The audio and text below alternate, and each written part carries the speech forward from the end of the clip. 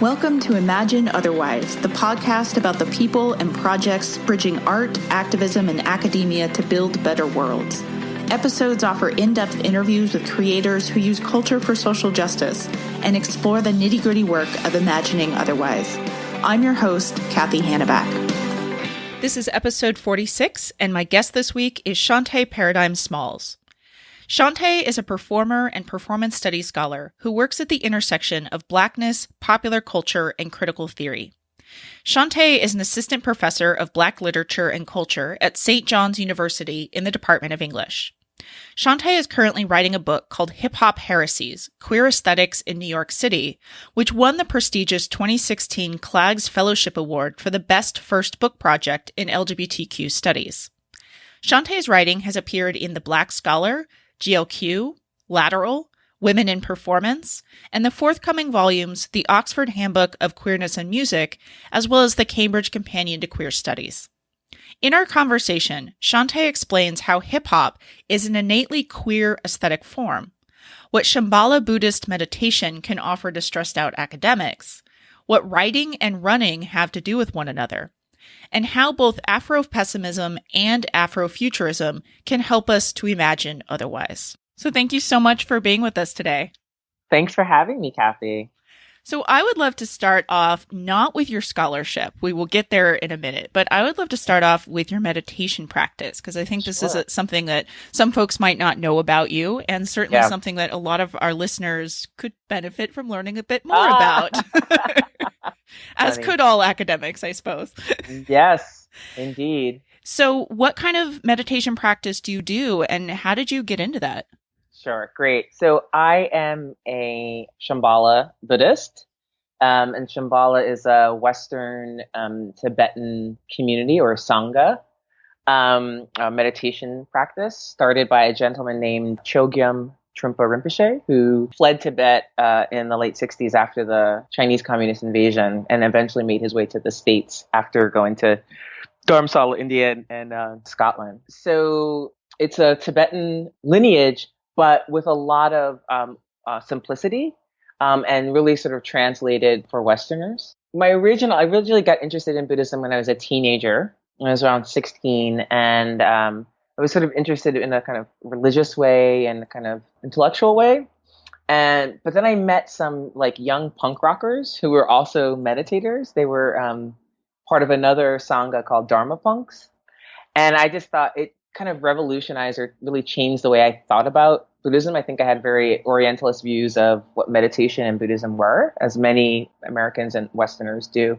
And so I dibbled and dabbled through my teenage years and my early 20s, and then really fell into Shambhala through reading, which maybe isn't surprising for an academic, both the books of Trungpa Rinpoche and Pema Chodron, who a lot of people who have maybe heard of. She's a Buddhist nun in the Shambhala tradition. And I was really struck by the way they were talking about Buddhism, which was very simple and was very clear and also was very sort of dynamic. And so I was like reading all these books and listening to like podcasts and started practicing, and eventually realized that through Google, realized there was a Shambhala center in Manhattan, and started going in 2006. And have been really practicing ever since. And what's sort of interesting is I was in graduate school then. And so for me, meditation and yoga really helped me survive graduate school, honestly.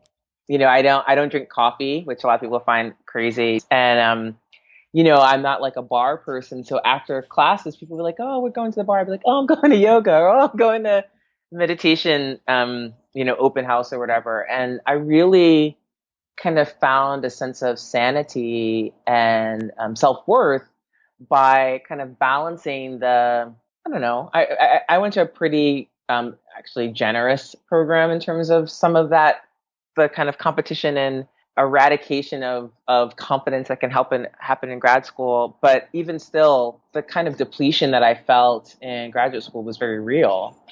And, having a meditation practice actually was this really counterpoise to kind of all the deconstruction that I was doing, in part because the Buddhists have done that for 2,500 years. I mean, Buddhist philosophy is like incredibly innate and really complex. But there's also this really simple, not easy, but very simple practice of sitting meditation as a part of that whole tradition of meditation, study, and contemplation. And I really found that like was a complement to the kind of study only aspect of graduate school. It seems ideal for, well, for many communities, but for academics in particular, right? Because so much of academic work is in your head, right? And it's in your own head by yourself. And we converse with each other and we are part of broader conversations, obviously. But so much of that kind of critical work of trying to figure out, what does this argument mean? What am I trying to say? How does this idea relate to this other one? Where did this idea come from? And what does that mean? That's between our ears. And so it seems like meditation is a really interesting way to get into your body. Yes. Oh, perfect. Yes. In fact, this kind of, I don't know, I would say sanity or even confidence is really related to this ability to synchronize body and mind. And that there, I don't know about you, but I know for much of my life, I had a habit of my body being one place and my mind being another. That's part of the sweetness of being a dreamer and a thinker. But sometimes that way of being I became really quite over reliant on it. And I found it actually difficult to be where I was at. And some of these things may sound very, I don't know, new agey people, but it's actually kind of old agey in the sense that this is really just ancient, simple wisdom from regular folks who passed it down and, it's reached me. One of the things I was really nervous about when I started a meditation practice was I felt like, am I going to be able to be a scholar, an academic? And it wasn't about me not having thoughts or not being a researcher. In fact, it was more about me being a human. I'm learning about how to be a human being. And that really has benefited the work that I do in the sense that, sometimes you see these really great ads for these like meditation apps and it's like, it's like Olympic level athletes. And it's like, meditation has helped me be, the best biker, the best whatever runner. And certainly there's like data, scientific data that has supported what Buddhist meditation practitioners have been saying for thousands of years, that, it helps your focus, it helps your blood pressure, it helps your attention, it helps your lifespan perhaps. But really also, it just helped me to relax in who I was and to not have so many conversations with people who aren't there that weren't generative or productive. So a lot of the anxiety I think I felt as a graduate student, very early in my academic career, when I first went on the market, it was really helpful to have this kind of alternative worldview or alternative way of working with my life so that I kind of had a network of support and tools rather than just over relying on thinking my way out of everything.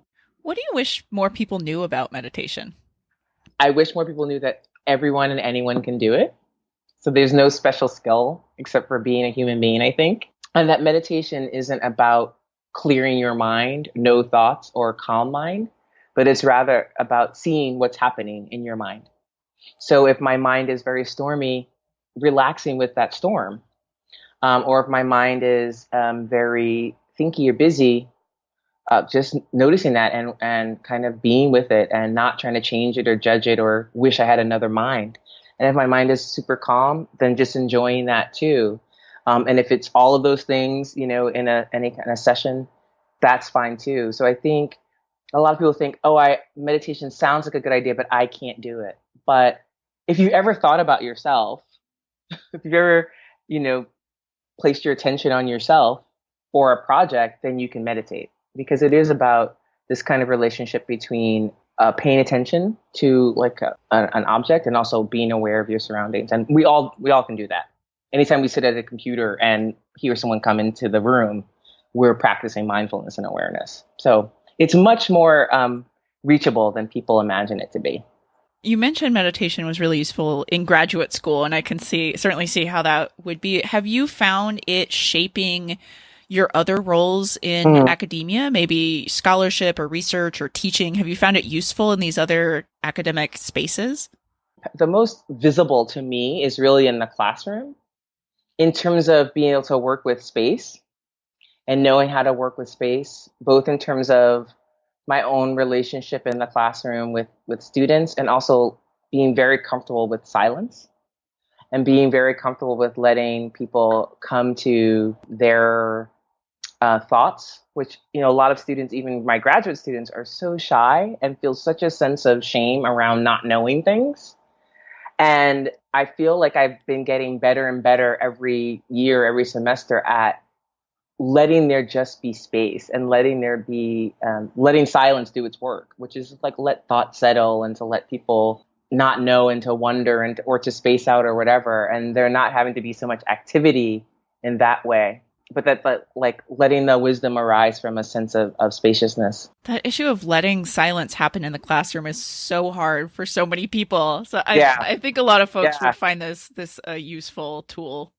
Yeah, it can be super uncomfortable. It's like, okay, are they spacing out? Are they not present? Am I doing something wrong? Am I an idiot? Did I, And it's learning how to like kind of work with that that silence is part of dialogue, right?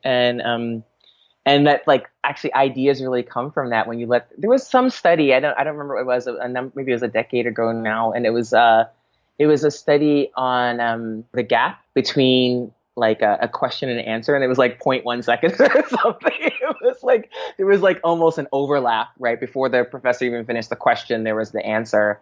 And so I think that kind of like anxiety and forward leaning ability obviously has its place, right?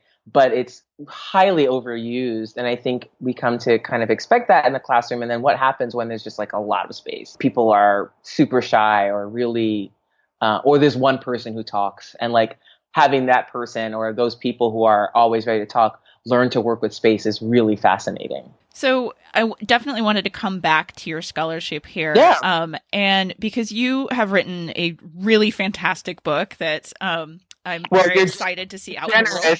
You're generous. It's a manuscript right now. It's a book manuscript that counts. Thank you. Yes, I'm revising with your tremendous insight and editorial prowess. I'm really looking forward, to seeing the revisions, how they turn out. So tell us a little bit about that book. What does that cover? Yeah, so it's called Hip Hop Heresies, Queer Aesthetics in New York City. Looking from sort of 1975 to really the present, how New York City produces art and artists that actually are working with gender, race, and sexuality. Even people you might not suspect. Like I have a chapter on Jay-Z, as well as a chapter on Jean Grey, chapter on film and on visual art. And actually, I'm revising a chapter. I'm writing a whole new chapter on queer hip hop artists, but that's looking at contemporary artists rather than a historical chapter that I had, or ethnographic historical chapter. And it's really making this argument that hip hop's aesthetics are really queer, both in terms of, LGBTQI or sexual minorities, but also in terms of the way that New York City artists think about the relationship between art, visual art, fashion, embodiment, racialization, the kinds of content they talk about, the complex ways that these artists thinks about and constructs hip hop's world that I think has been reduced to really sort of a very, very, very narrow or tippity top confines of popular culture or popular hip hop. And I think that, the argument I'm making is that hip hop is a deeply aesthetic form that's highly citational, highly referential, and really invested in thinking deeply about world making. I think that's really necessary. I mean, you're bringing together fields that don't often talk to each other very much. This book has gotten a lot of praise already. It's not even out yet. It's won book prizes. It's, it has a lot of momentum behind it. And I think it has a lot of need in our kind of public conversations today. That's really great to hear. Going back to what you were saying about writing, writing is, for me, still quite painful. It's very lonely. I think it's painful for a lot of people. I remember in graduate school, I was reading Haruko Murakami's book called, I think it was called What I Think About When I Go Running. What I talk about when I running. Talk about running. Yeah, and it was really helpful because at the time I was running a lot. I was training for marathon, which never happened. Anyway, but and I would run and then read that and then write, and I was like, experiencing the pain, the physical pain of when I was finishing my dissertation. I was writing. I can't do this anymore, but I was writing for 8 or 10 or 12 hours a day. now after 2 hours, I'm like, help. I got to go stretch on my yoga mat. You know what I mean? But the physical pain of both running and writing. And so one of the things that happens with writing is like, okay, you maybe have an editor, or you have a developmental editor, or maybe you have readers. I do have a reading group, reading and writing group too. And they give you feedback, but really, your baby is done. It goes out into the world, and then the whatever 100, or if you're lucky 1,000 people that read it, 90% of them will be super critical. And I don't mean critical as in this is what I found helpful. There's some theoretical gaps here, but just like I can do better, and I'm going to therefore use your work to build my own work. So it's we are in a very interesting kind of career field that a lot of people produce a lot of writing, and a lot of good writing that doesn't get read. So it's very nice to hear from people say that they're looking forward to this book, and I'm looking forward to finishing it and having it be out in the world, and hearing people's responses. At least I can say that hip hop completely changed my life, so much so that I went and got a PhD so I could talk about hip hop.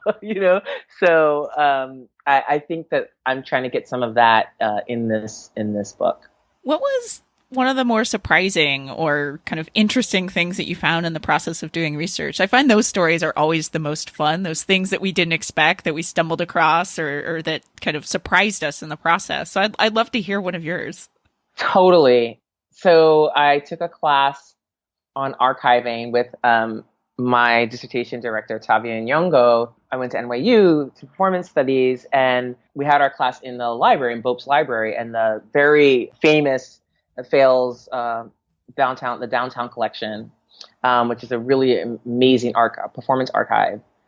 And I literally came across during one of the assignments this guy named Martin Wong, who at the time very little was written about. There's still not enough written about him in terms of the level of work that he did, but there was I think at the time one book or coming out.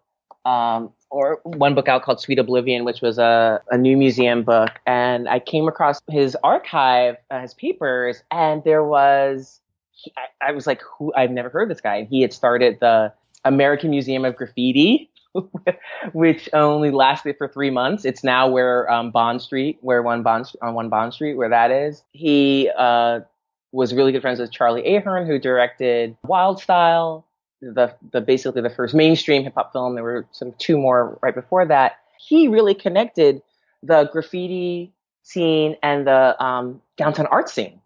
And I was like, why has no one written about this guy? And so, and I think even he, in his papers, there's a beautiful carved out styrofoam cutout of Wild Style, the logo, in the Wild style that I believe he made.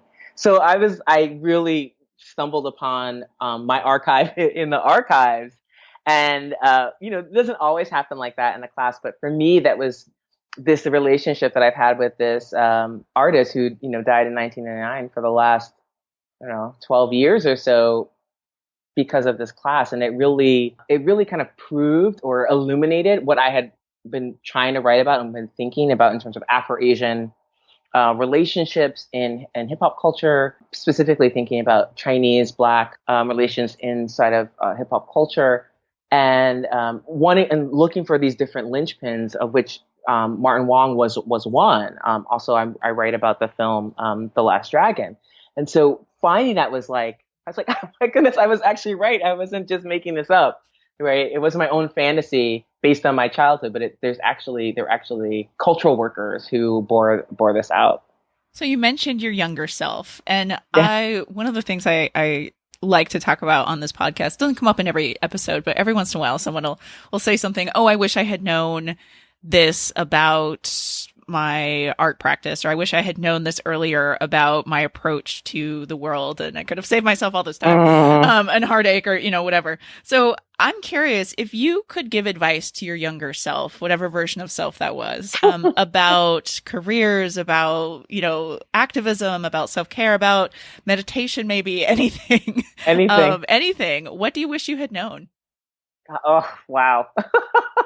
What a great question, and sort of like unanswerable, but let me try. I mean, that's like a total contemplation. But I think in part, one of the things I would say to my younger self is, you can do it. And kind of to be fearless. For a long time, I was like, am I an artist or am I an athlete? So that was my big question, like through college.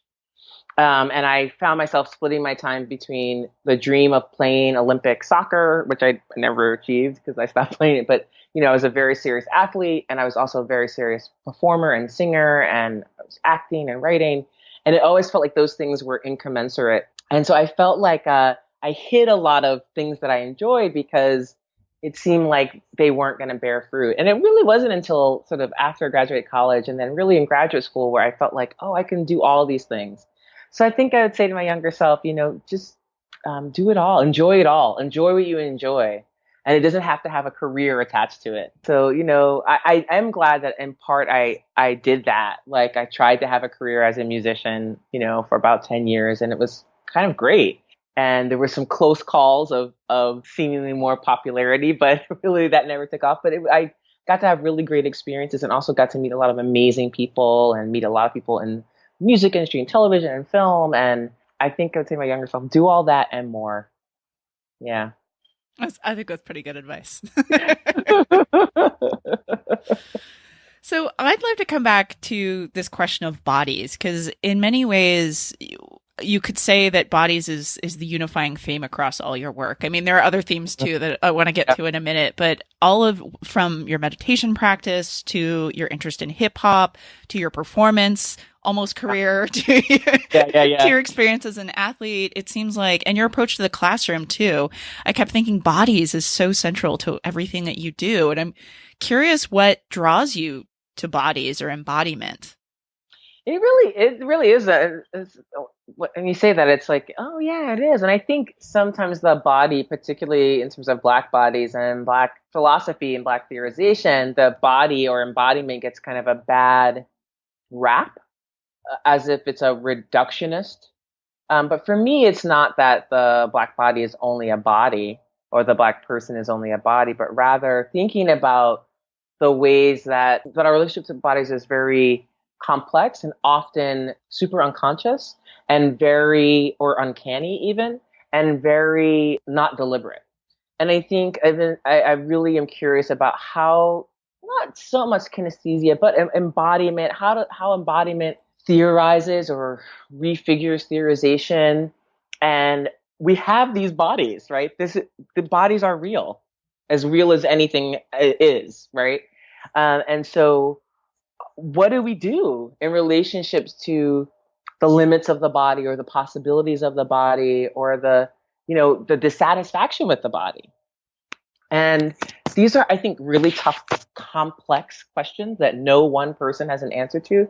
But I think trying to create some space where those things can even be discussed or at least brought up, hinted toward, I think is super important for me. And I think for me that I've always found some solace in the body. And also, I mean, honestly, as someone who experienced traumatic health at a very young age, I think I became even more, I was in graduate school, but I became very interested in what the body could and couldn't do. And in relating to having to learn about being in a body that was no longer healthy, right? That was like a sick body or pathologized body in the medical sense. That my body is one that is forevermore connected to pathology, pathogens. And so I became really interested in what my relationship to my body had been as an athlete, and the kind of the machine-like quality or the machine-like attitude I had toward my body. Optimization, watching everything I ate, or the kind of strict relationship to time and workouts, and then going to a different kind of relationship with the body when I really got serious about meditation and yoga, and then, getting sick. And so now it's like all those things are part of my history. And I think we don't talk enough about bodies in a real way in academia. It's very funny. We'll sort of theorize about bodies without actually talking about what the body does. Although there have been some interesting, the double issue of GLQ that came out last year, I think, or the year before, on the visceral and thinking about the, what the body can produce and the kind of excess. But for me, really having a relationship to body practices has influenced how I think about the bodies I'm talking about in my work, which has been very interesting. It's not something it makes sense, but it's not something I really expected. Does this have a kind of political tinge for you? Because so much of your work is kind of drawing together these creative fields, these art and performance of hip hop, of music, with a kind of political edge to them or a kind of social justice impetus behind this. So I'm curious how you see the relationship between art, your work in academia, and your social justice activism. Well, I definitely feel that art and performance and even entertainment are incredibly viable and vital and very important political tools for me, but also for the world. And I think about the kind of life-saving or the vital quality of art making and of performance, and those and the interventions that art does, the interventions that art performs that sometimes can't be done in other formats or forms. And so I'm very interested in the political, even if I'm not saying, well, this is political import. I'm very interested in the way that the kind of localization of politics, for instance, thinking about someone like Jean Grey, whose career I followed for a long time, whose work I find to be so amazing, also personally helped me through a lot, and watching her make choices that were really political around how she was going to be inside of the music industry. And then in many ways, her refusing certain kind of constructs that had consequences for her monetarily and politically and for her career, and looking at how she's shaped her career so that she's like this, Renaissance person, right? Who has like a cooking blog and does these amazing live show things and also has music and is a critic and has a like R&B band. I mean, so it's like, I think those are political acts. How do we stay alive and make art inside of like anti-Black and systems of misogyny noir, and staying alive, making music is totally political for Black folks in particular. And so for me, being like a queer, Black, genderqueer academic feels like very, very political, despite who the president is. It feels like it feels always very political in terms of the ways that the negotiations I have to do, not only to kind of stay sane, but also the kinds of erasures you experience to your face all the time. And the kinds of surprise that students have, sometimes relief, but sometimes like they're completely disoriented, particularly undergraduates. They don't know what to do with a Black professor at all. Like it's very confusing for them. Or the kind of disorientation that you experience from other academics who really think that they they apprehend everything you do because they've like heard something on NPR. And so there's a sense of like, you're like, oh, how do I navigate dehumanization? And so I think like hip hop, like if you think about its origins in the 60s and 70s, is like it's a navigation of dehumanization. It is like, this is the production that comes out of anti-Blackness. As I like to say, I'm not an Afro-pessimist, but I will always agree with basic tenets of Afro-pessimism, of the kind of anti-Blackness and the erasure and the kind of constant social death that Black people experience. However, I think that for me, it's like not a question of Afro-pessimism versus Afro-futurism, but it's like, if Afro-pessimism is the condition, for me, Afro-futurism or performance art is a kind of tactic or strategy to navigate that, right? To not circumvent it or not erase it, but to actually create something in the midst of it. I think that it's actually so incredibly powerful, so deeply valuable, that hip hop literally saved people's lives. Not only by giving them a livelihood, but giving some people a reason to live or a way to live. And so that for me cannot be understated. The more kind of different ways that we can think about hip hop cultural production, I think the better. So this brings me to my favorite question that I get to ask guests, which is, what does all this add up for you? Add up to for you? Obviously, the main theme of this podcast is imagining different worlds, better worlds, and creating them in the present. So my question to you is, what kind of world are you working towards when you sit down to write your scholarship, when you are engaged in meditation practice, when you get up in front of students in a classroom, when you're working with these artists and musicians and creatives? What kind of world do you want? I mean, this is both a very broad, but also a deeply personal question. So I really thank you for asking it, because I actually think that there's something very real about this question. So honestly, at the risk of sounding like a proselytizer, though, one of the things that I really drew me to Shambhala as a Buddhist practice was this idea of enlightened society, which I'd never really heard of. And it's kind of unique inside of Buddhism, where it's not simply talking about personal liberation or even helping others to wake up, but it's really saying that there's like a fundamental wisdom that we have as human beings and as a society, and everything really, plants and animals. There's a fundamental wisdom that's kind of been obscured by a lot of our patterns. And that actually there's a possibility for us all to wake up and act, and not for everything to be bliss, but for us to be really much more skillful in how we relate to ourselves and to conflict. And I trust that implicitly. So even when things are really crazy, we get a lot of pleasure and a kind of energetic kick out of hating someone who's doing really horrible things. Or there's just a lot of writing generated about that. And I think it's much harder and much more counterintuitive in a way to say, what if we put our energy into like waking up? And that means building societies within society that are wakeful, whether that's, a different way of relating to academia. So for some people, that's leaving academia totally. For some people, that's having para-academic or ancillary careers, or for some people, that's a mixture. For some people, that's really working on reform in their department or their school or their university.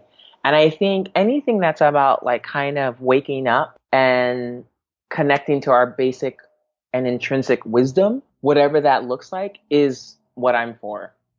So for me, that's really like, in terms of my scholarship, just trying to be as genuine as possible and as ethical as possible. And as, I don't write about anything I don't enjoy, which is a very interesting point of view. It's like I have lots of criticisms or things to say about that, but I write from a place of enjoyment because writing is so hard for me. And also because I like to challenge myself to think very critically about these things that I enjoy. Why do I enjoy them? And what is there to enjoy about them, and what are the limits of these objects or these performances? And, in terms of like teaching, I think really try not to get bogged down in the things that really annoy me about students or about teaching. I have these experiences sometimes where when I see students' excitement, it almost brings me to tears. I remember one student was like, "Dr. Smalls, you're shedding some thug tears?" I was like, a little bit, because there's a kind of like watching students put things together and talk to each other, and where I can just kind of like give them some direction, but they're really having these conversations about things that they didn't think that they knew. That's like, to me, so amazing, because no matter what they do with their BA or their MA or their PhD, they're in the world thinking about things and relating to things. So yeah, this kind of enlightened society, is really, and not enlightenment in terms of, everything is bliss, but like I'm awake to what's happening, to both the beautiful flower and the dog shit I just stepped in, you know what I mean? Like I'm awake to the whole situation, and like, what am I going to do with that, and how am I going to proceed? Well, thank you so much for being with us and sharing your vision of imagining otherwise. Thank you for having me. It's been a real pleasure.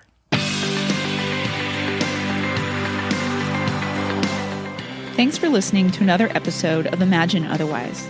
Imagine Otherwise is produced by Ideas on Fire, and this episode was created by Christopher Prasad, Michelle Velasquez-Potts, Alexander Sastre, and myself, Kathy Hanneback. You can check out the show notes for this episode on our website at ideasonfire.net, where you can also read about the fabulous guest, as well as find links to the people and projects we discussed on the show.